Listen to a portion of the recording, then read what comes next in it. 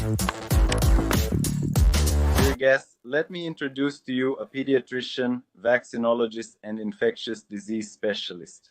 This is Yevgeny Yurievich Timakov, an expert on federal television channels, chief physician of the clinic, and a leader in medicine. He is today kindly tried to participate in our broadcast. Greetings to you, Yevgeny Yurievich. Greetings to everyone with great respect. And respect to the professionals. Thank you. The topic of today's broadcast is for those who have just joined us. I repeat, the topic of today's broadcast is chronic adenoiditis. How can you determine the cause of chronic adenoiditis so that the child can breathe well through the nose, stop coughing, and stop getting sick? These are the three most pressing problems that children come to us with. Parents bring children of preschool and early school age. Therefore, in order to solve the problem, often with a chronic cough or constant nasal congestion, we have to deal with the established diagnosis of chronic adenoiditis. And it's good, of course, if this diagnosis has been made, but very often it is missed. And parents don't know that their child has a purulent inflammatory process in the nasopharynx. And unfortunately, the child is constantly sick, constantly coughing, sniffling, having ear infections, and so on. And the parents don't even suspect that there is a chronic inflammatory process in the nasopharynx.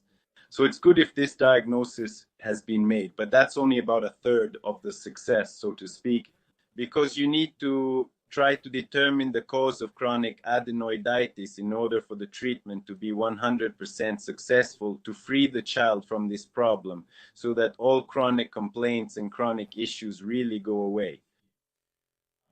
Let me tell you, guests, about the plan for our broadcast today.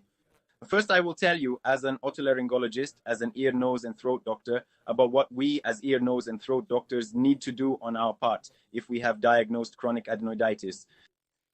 And since this problem has many external, let's say, triggering mechanisms or triggers, this includes the influence of the environment as well as the influence of other organs and systems.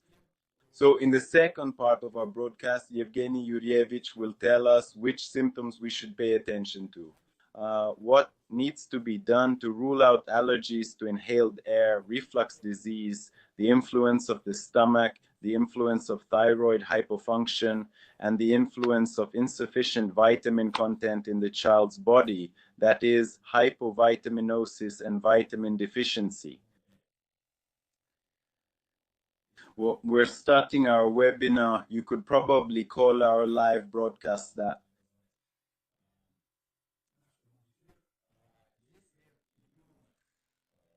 If a child has been diagnosed with chronic adenoiditis, chronic inflammation in the nasopharynx, it is usually accompanied by an increase in pathogenic and conditionally pathogenic flora in the child's nasopharynx, which maintains the inflammatory process. That's why the most important thing we prescribe, and the very first thing I recommend during my appointments and when I treat such children, is sanitation. That is rinsing and removing excess microflora from the nasopharynx.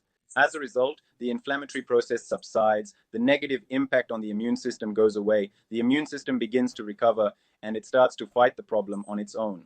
The child gets sick much less often, their nasal breathing is restored, and the postnasal drip syndrome goes away, so coughing and choking usually disappear as well.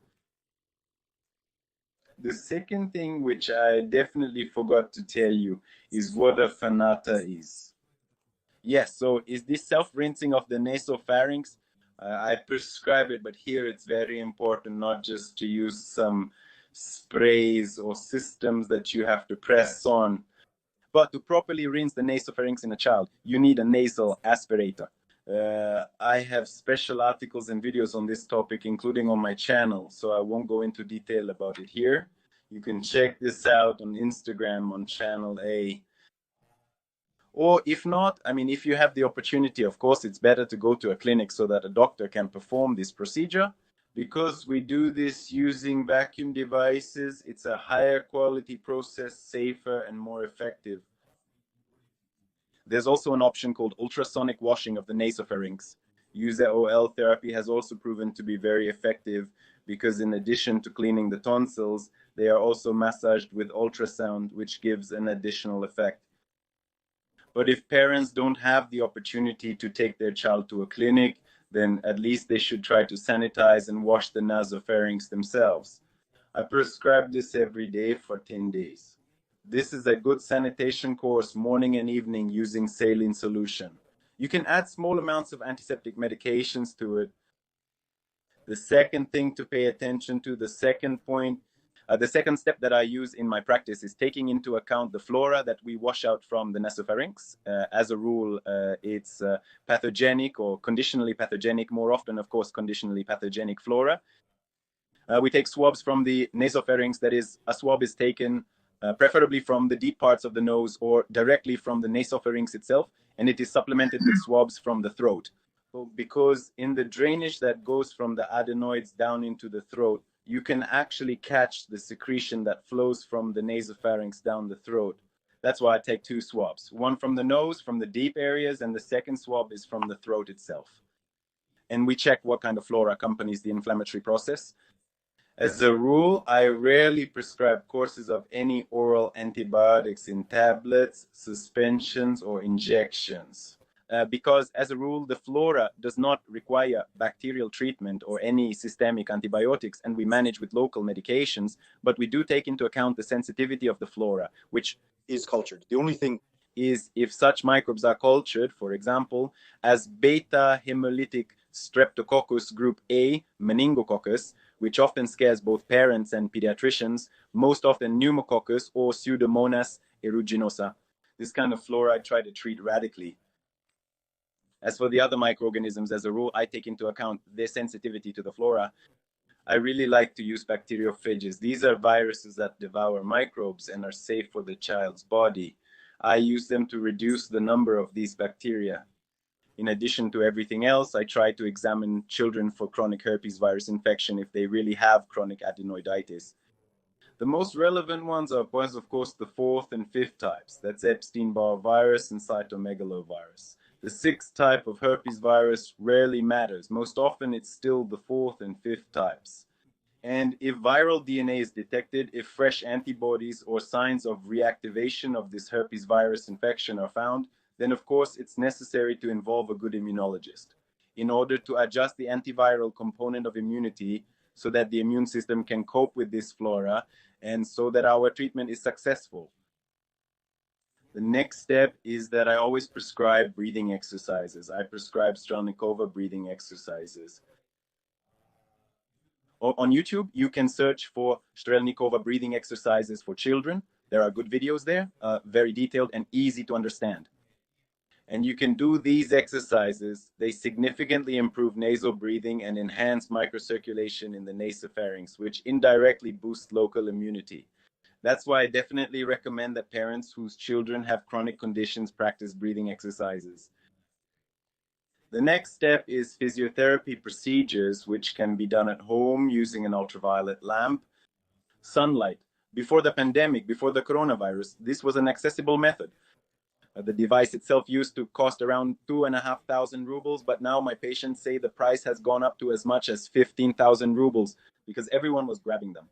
These ultraviolet irradiators, and Yevgeny Yuryevich probably knows too, right? Your patients bought these irradiators, and I know that before the epidemic, everyone these irradiators, these parts, but I hope that now this is still relevant, but at least in in a year, it will go away. People will stop being afraid. Well, I mean, maybe finally, I hope they'll create a vaccine against the coronavirus and will defeat it. And accordingly, those ultraviolet lamps that can be used at home will become available again, and to irrigate the nasal cavity and throat in order to reduce the number of harmful microorganisms. In a clinical setting, such patients respond very well to the red laser. The red laser improves microcirculation, enhances immune function, and reduces inflammation. I see a very good and positive effect. That's why the red laser shows excellent results in the treatment of chronic suppuration. And then the final step, which concerns only the ear, nose, and throat specialist, is that in my practice, I also prescribe strengthening and training of the antibacterial component of immunity. I prescribe bacterial lysates. There are nasal forms. These medications have forms for sublingual forms.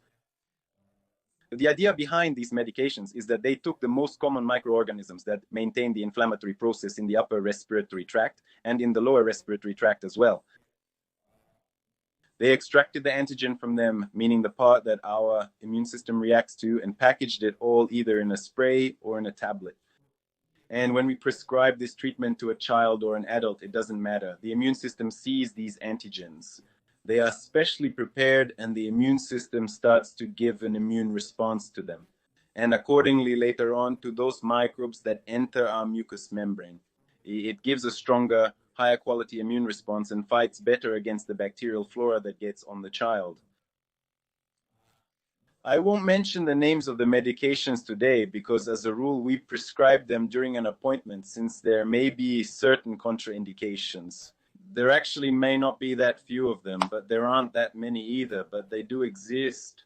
That's why it's better to prescribe these lysate bacteria medications to strengthen the bacterial link during an appointment when you come to see an otolaryngologist, or pediatricians also use these medications. Yes, Yevgeny Yuryevich, definitely. Yes, because they also strengthen the immunity of the lower respiratory tract, and the child gets bronchitis and other illnesses less often. And here, basically, as far as the ear, nose, and throat specialist is concerned, I think I've covered the main points. And then we always try to eliminate external environmental factors, meaning we rule out allergies. We try to determine if the child has reflux, because as far as I know, reflux disease can occur in an asymptomatic form. But at night, the child experiences regurgitation from the stomach, and this starts to irritate the throat. Of course, most of the time there are some complaints, but sometimes they are so minor that even the parents don't suspect anything. And even doctors don't realize that the child might have reflux. Nevertheless, in cases of chronic adenoiditis, every third child is diagnosed with reflux disease. According to statistics, insufficient thyroid function, hypothyroidism, also has a significant impact on local immunity and contributes to the development of chronic adenoiditis. And vitamin deficiency, because as experience shows, nowadays pediatricians and immunologists pay a lot of attention to this vitamin and to micronutrients in general. Because in my practice, when I prescribe the vitamin, I see that the inflammatory process really starts to decrease more actively than without prescribing therapeutic doses of this vitamin. Of course, not all children have additional triggering mechanisms.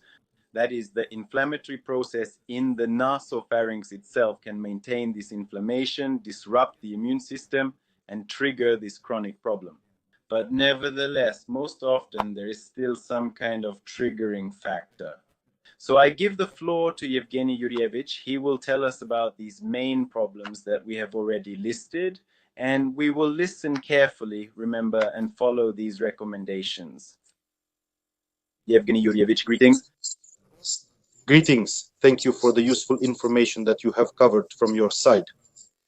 Actually, the problem of adenoids is not just the problem of one doctor. Yes, it's not a pediatrician's problem, not an ear, nose, and throat doctor's problem.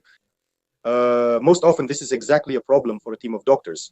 When an endocrinologist, an immunologist, a gastroenterologist, a pediatrician, and an ear, nose, and throat doctor are all involved. Because when it comes to adenoids themselves, when parents are already facing this problem, they naturally go to the ear, nose, and throat doctor because that's where the issue is addressed. Unfortunately, very often it's already in an advanced stage and you really have to take drastic measures like removing the adenoids because parents notice the growth of adenoids only when the child starts getting sick often or loses hearing, meaning it's already at a stage where prevention is difficult or impossible. Yes, as an infectious disease specialist and as a pediatrician, I not only confirm this, but I can say that we all know the main reason for the growth of adenoids. These are the very same herpes viruses of the 4th and 5th types. Yes, cytomegalovirus, Epstein-Barr virus, intracellular infections such as mycoplasma, chlamydia, chronic infections that are located in the nasopharynx, the same staphylococci, streptococci, and so on, which disrupt the microflora. And adenoids, quite simply, as part of the immune system, catch this infection and let it spread further into the body. And technically, that's why they grow. But the reason for adenoid growth is actually not that simple. It's not just these infections that can affect their growth. And these minor issues, or I would even say they're not always minor, they can be frequent. For example, a recurrent illness. They're not infectious, and unfortunately people don't pay attention to them, but instead treat the infections that supposedly cause the adenoid growth. So what problems can actually affect the adenoids themselves? First of all, it's a constitutional feature. There's a concept called lymphatic hypothetic diathesis. It's a feature of a child's body structure where the child is naturally prone to being overweight and to low physical activity. He has a specific blood flow and his lymphatic tissues and lymph nodes develop in a particular way. And that includes the adenoids and tonsils because they are also part of this immune system component, which is made up of lymphatic tissue. So adenoids can grow. First, because of genetic predisposition. This genetic predisposition is stimulated by environmental factors. You are right. If there is no proper air humidification, if there is no comfortable environment, then naturally the growth of adenoids in a person who is predisposed to this will be pronounced. At the same time, these children who have lymphatic diathesis, it's a constitutional feature. It's not a disease. It's a characteristic of the child's build. They are more prone to allergies. They are more likely to be overweight. They are prone to the growth of unfortunate adenoids and to obstructive lung diseases. Very often, again, genetically, they have a predisposition to something called hypothyroidism. That is, the thyroid gland produces a smaller amount of hormones that are needed for the growth and development of the body, since the gland is constantly under stress. These lymphatic formations around the thyroid gland, these are lymph nodes, parts of the neck organs, which again include adenoids. They react even more by enlarging and becoming congested, meaning their blood flow is disrupted. The hormones that stimulate the thyroid gland affect immunity and the overall growth of the body. So one of the reasons for the growth of adenoids can be decreased thyroid function, partially. Now we have screening from birth, meaning a newborn immediately has a blood test to determine whether the child has hypothyroidism or not. If the child has hypothyroidism, we know which medications to use to normalize thyroid function. And we know that along with this condition, there is a related condition that needs to be prevented. That is a tendency to adenoids, a tendency to problems with the gastrointestinal tract, and a tendency to impaired physical development in general, and so on and so on and so on. That is, fortunately, we recognize this disease at the early stages. When we do this screening, we mean that we are doing prevention. So if such a diagnosis is made, an endocrinologist deals with it, an ear, nose, and throat doctor deals with it at the same time, and a pediatrician also deals with this problem simultaneously. And by the age of 2 or 3, so that the child doesn't develop adenoids. That is, accordingly, preventive and specific measures are taken, which the doctor prescribes individually during the child's examination. This concerns hypothyroidism. But now we have new studies. You mentioned the vitamin. Indeed, the vitamin is very important. And now, by the way, it is no longer considered a vitamin. This vitamin has already surpassed all other vitamins in its importance. It is now considered more important than vitamin C, which was used in Europe. Now, vitamin C has taken a back seat, and now all of Europe, the whole world, is taking this vitamin. Why? Because this vitamin is not just a vitamin. It is considered a pre-hormone. In fact, it is the structural building block that forms not just our calcium, but also our metabolic processes. These rickets cases, when a child has rickets, by the way, there aren't that many now, because almost everyone gives preventive doses of the vitamin in our moderate climate. So there isn't really a situation where rickets are quietly developing. But a slight deficiency of the vitamin is related to immunity, and that's quite common. Studies have been conducted, and in children under 1 year old, almost all of them have normal vitamin levels, because either they're breastfed or the formula contains added vitamins, or the child gets extra vitamins in the form of drops after the age of 2 or 3, right when we stop using formula. This is exactly when that tricky period begins. Because from 2 to 3 years old, if my colleague will confirm, yes, Dimitri, because it's exactly at 2 to 3 months that adenoids start to grow. This is the period when the child begins to come into contact with infections and the outside world, and when they start to react actively. At this moment, if there is a vitamin deficiency in the body, it will show up. Because according to statistics, about 73% of children over the age of 3 have a vitamin deficiency. This is based on the tests that were done. Because parents don't give it additionally, and it's no longer present in formula. We don't absorb the vitamin from sunlight properly. Why is that? I'll tell you a secret. The vitamin is only absorbed when we're exposed to so-called ultraviolet B waves. And the fact that we sunbathe every day, those are actually alpha waves, which affect our skin the most. They affect the deep subcutaneous tissue and cause various skin diseases, including a tan, which we actually don't need. But active vitamin is absorbed only from 11 o'clock to 2 o'clock in the afternoon. That is when the sun is at its zenith. At other times, these BET rays don't pass through. And that's enough. On one hand, we tell children not to walk outside during the zenith when the sun is at its highest, because, excuse me, there could be heat stroke. But 5 to 10 minutes with open areas of skin, like your arms, legs, and face, are enough to get your own dose of vitamin D. Exactly, 5 to 10 minutes. And there's no overheating for the child. And it's exactly these active rays at this time that reach the baby and help produce vitamins. Then what's the point of it, really? I'll say it again. This isn't rickets. It's not something we should worry about rickets. There's no happiness in having so many cases of rickets, but a weakened immune system due to a lack of vitamins, growth disorders, and even hormonal imbalances in children are all common precisely because of vitamin deficiency. As a result, since the body needs to somehow compensate for this deficiency, this lack of immunity, it compensates through the entry points. So if an infection enters through the cold entry points, that's the nasopharynx. The nasopharynx, what is its main function? These are the adenoids, the tonsils, the largest glands we have, plus the lymph nodes, the cervical groups, they become enlarged. And according to scientific studies, children who were given therapeutic doses of vitamins along with therapy for chronic infection cycles showed effectiveness, because vitamins should be included in the treatment regimens for these chronic diseases. The sites of the nasopharynx, this is essential, this must be kept in mind. Only the pediatrician adjusts the vitamin dosage individually, of course. Honestly, I don't see the point in having every child take blood tests. There are bone signs that can be checked. First of all, it's not cheap. Second, it's blood from a vein. But again, if you need to make a clear diagnosis, you have to check not only biochemical parameters, because we look at streptococci, we also look at the overall activity of the inflammatory process. But in addition, vitamin B is also added. Screening examination. If the government made free screenings before school or kindergarten, of course, it would be great, because it would solve many problems with chronic diseases. But that's just my opinion. Maybe someday we'll get there.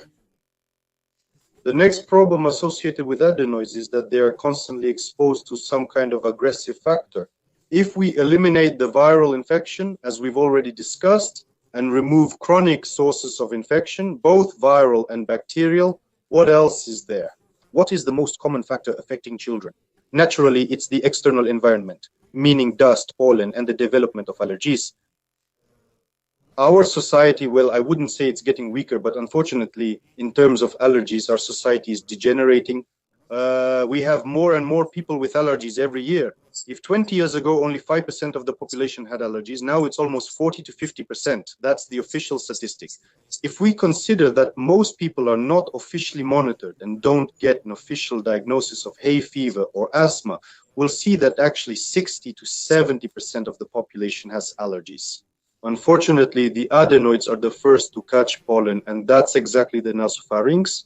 These chronic hay fevers and constant contact with allergens, unfortunately, are also factors that influence the growth of adenoids. This also needs to be kept in mind, and not everything should be blamed only on infection. That means you need to take a proper, thorough medical history, and you need to figure out when the exacerbation is happening on the nasopharynx side, when the adenoid is getting blocked, and when they are enlarging. And most importantly, my colleague supports me. If they are decreasing in size, it means the process is gradual. It's not all the time. That is, now they've increased, and in spring or summer they've decreased. So accordingly, we can determine and identify the allergen that is affecting our nasopharynx.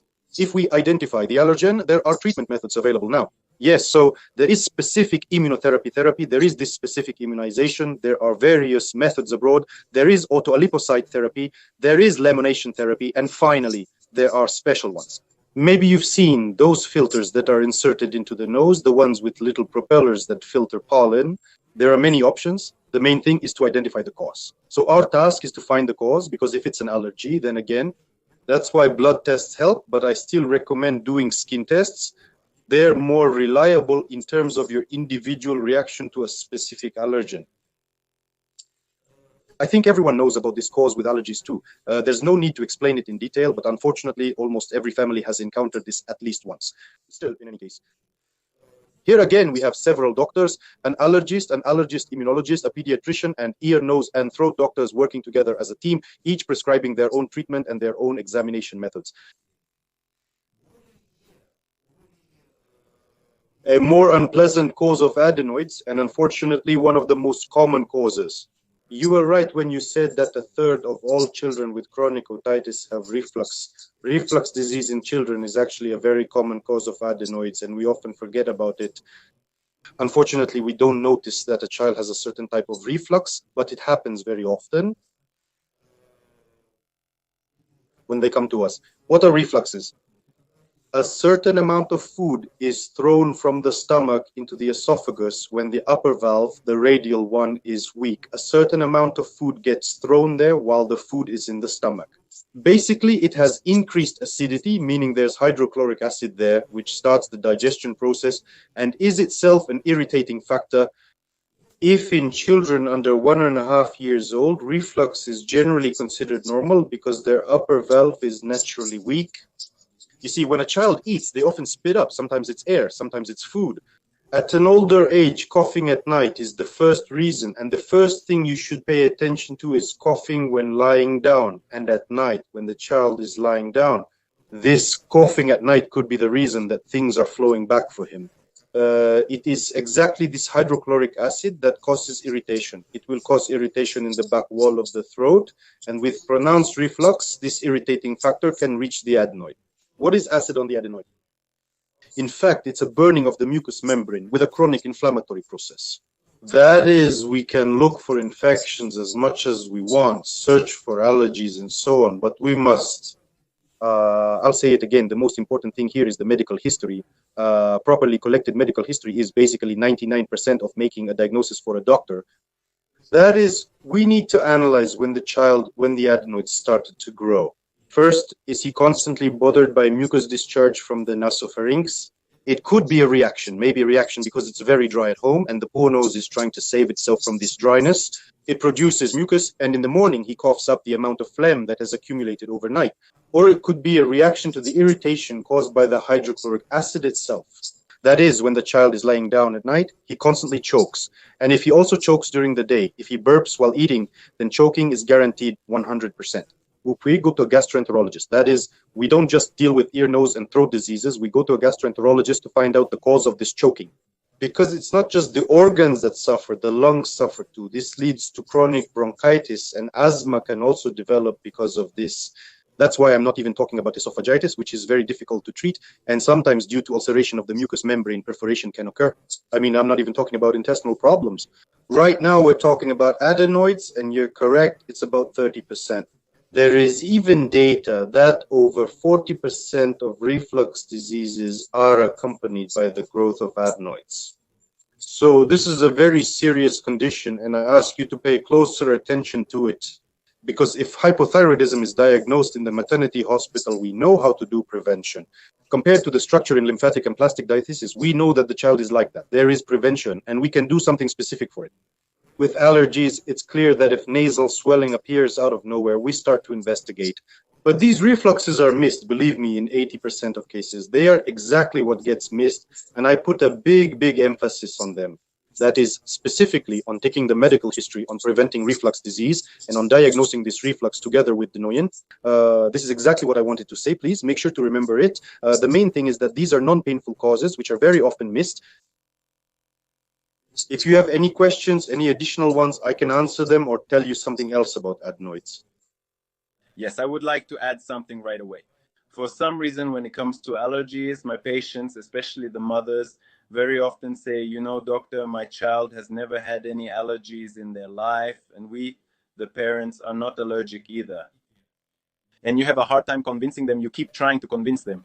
Well, let's do some tests. Let's at least rule out the bare minimum, go through the minimum examination, just to put a definitive end to this question. And very often, it's exactly these moms who insist, I can feel with my mother's heart that my child doesn't have any allergies, who end up discovering them several times. That's why I also try to be careful about everything. Me too. This rules out allergies to inhaled air most often. Really, there's always something that happens for the first time. Don't ignore the topic. Don't forget about our environment, about the quality of our food. There are stabilizers everywhere, even in bread, and such a list of ingredients, doesn't improve allergies in any way. The state of the body. The most important thing right now, of course, is to make sure.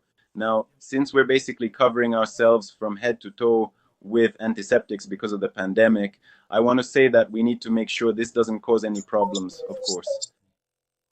And now it seems like we can't even treat our hands, but at the same time, we need to protect ourselves from the coronavirus. But of course, excessive use of antiseptics makes allergic reactions worse. It's more than enough. And for children, antiseptics are completely contraindicated. It's a real disaster. Right now, I'm getting so many calls about worsening allergies, skin dermatitis, flare-ups of hay fever, and atopic dermatitis because the children are inhaling these antiseptics. Explain it. Parents are having a hard time. They don't believe that a child can react to an antiseptic that doesn't have a smell. I explained there, you see, there's a protein molecule there is included in the composition, which simply irritates the mucous membrane and eats it away. No, antiseptic is not for children. I think if you haven't made such an article yet, you probably already have, but I don't think I've seen an article on this topic from you lately. But you definitely need to make one. I'll even repost it myself. About coronavirus, to be honest, I already talk about it on every broadcast, everywhere on television. I just can't comment on coronavirus anymore. I'm already like this. I see we have some questions about the vitamin. First of all, they're asking what you should pay attention to when there's a vitamin deficiency. In other words, are there any signs or symptoms that you can look out for? So that apparently you can get diagnosed to see whether there's a deficiency or not. Yes, I think, look, let's put it this way. First of all, it's easiest to determine a vitamin deficiency in infants under 1 year old, and parents themselves can usually notice the lack of vitamins. Of course, we don't determine vitamin deficiency by sweaty palms or flared ribs. That's incorrect. Those are just features of body constitution. It could also be a characteristic of the nervous system when a child simply sweats more often. But a vitamin deficiency, in fact, is basically rickets, right? It's a lack of calcium in the body. When there's a lack of calcium in the body, certain structures that are nourished by calcium become brittle. The simplest way is to look for a bald spot. If a bald spot appears on the back of the head, if hair starts to fall out and becomes brittle, then most likely there's a lack of that very calcium. So you can use this sign as a reference, but not the bald patch, because in children from 1 to 3 months old, their hair changes. Sometimes, like with me, all the hair in the front just falls out at once. That's not it. That's just the normal change of hair. That's normal. But if it's a local round bald spot at the back of the head, that's the first sign. And in older children, first of all, it's often, I'll say it again, illnesses, meaning frequent acute respiratory viral infections. It's drowsiness, apathy, low physical activity, and again, sweating during sleep in an older child. In general, sweating during sleep. It means something is wrong in the body. Either there are some microorganisms present, or there are worms that cause discomfort at night, or it's some kind of chronic illness or a vitamin deficiency. This is one of the signs. So we look at how comfortably the child sleeps, whether he sweats or not, whether he has this discomfort. These are the main signs for older children.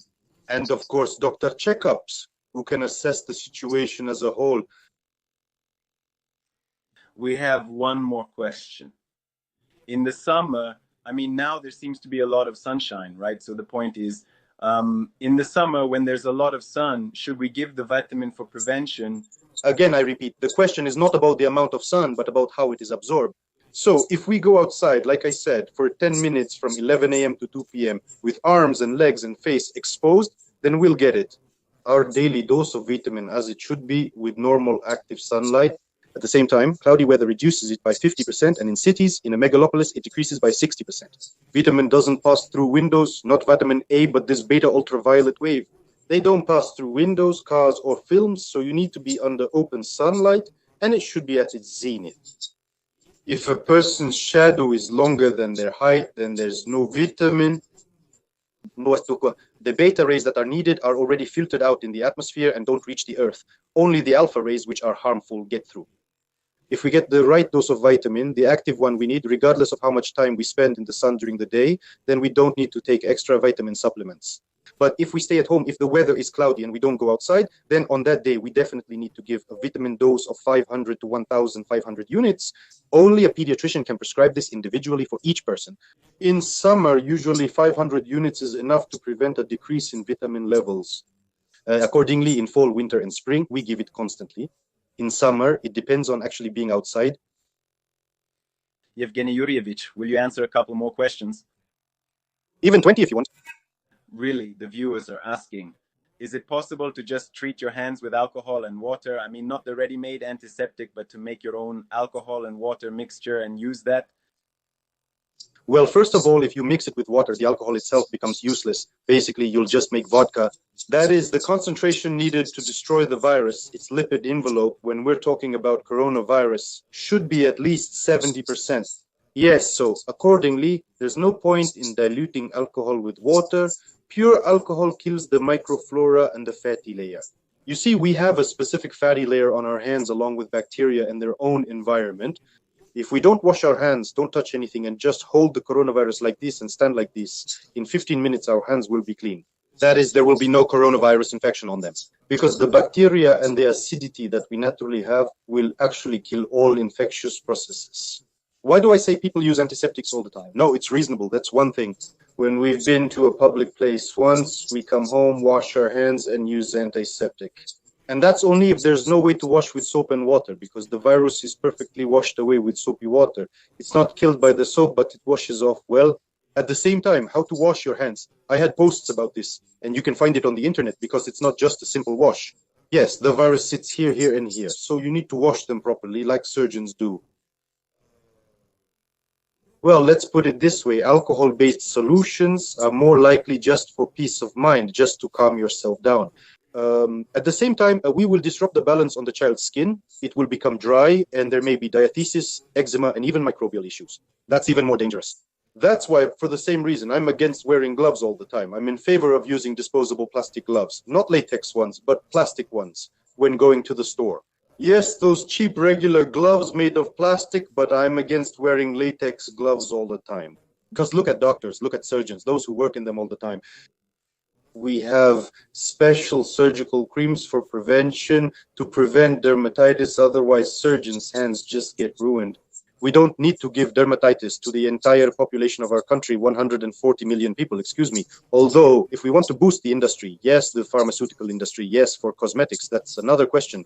Maybe dermatologists are sitting without work. I don't recommend giving them this kind of work.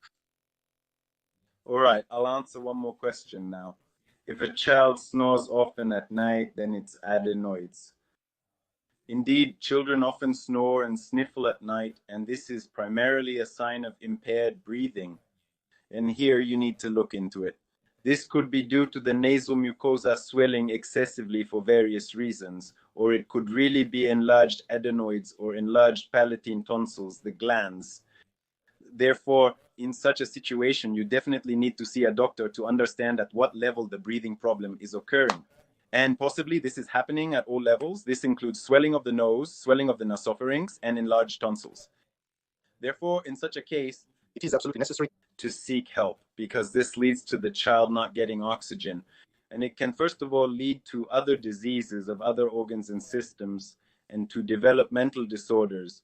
So be sure to seek help. Yevgeny Yurievich, do you have all these specialists we've talked about today at your clinic? Are they all there and already working? No. For now, I opened right during the coronavirus outbreak simply to protect my staff at this time. Well, let's put it this way. There's still a risk of infection. That's why we decided that our staff would be more important to us here than any business models. Yes, that's the first thing. Second, unfortunately, my center isn't that big. We don't have the full range of specialists, but we have partner clinics where we can refer patients. You already have an excellent ear, nose, and throat doctor to handle the issue with adenoids. So some specialists are with us and some are in other clinics. I understand. Thank you very much for your interesting presentation and for participating. I wish you, your family, all the doctors, and your clinic good health. I hope that soon we will return to normal life and deal with our usual problems. Thank you very much for the invitation. It was a pleasure to talk with you. It's a relevant topic. People need these kinds of topics. We should raise them more often. Topics that are really important for moms. The most important thing is that they don't self-medicate and seek help in time. It's very difficult, you have to admit, to correct things when the situation is already advanced. That's why it's better to focus on prevention. Let's support preventive medicine more. Yes, thank you to all the viewers who were with us today. I wish you all good health. See you soon. Goodbye to everyone. All the best. Thank you, Yevgeny Yuryevich. Yes, all the best. Thank you. Thank you. Subtitles created by